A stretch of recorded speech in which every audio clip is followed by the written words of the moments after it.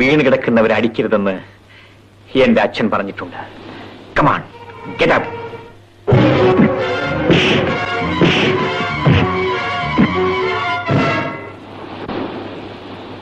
താഴെ വീണ് കിടക്കുന്നവരെ അടിക്കരുതെന്ന് എന്റെ അച്ഛനും പറഞ്ഞിട്ടുണ്ട്. Get up.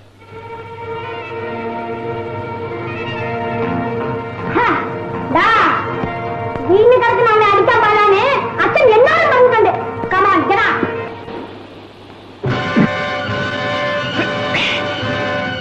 ആരാണ്?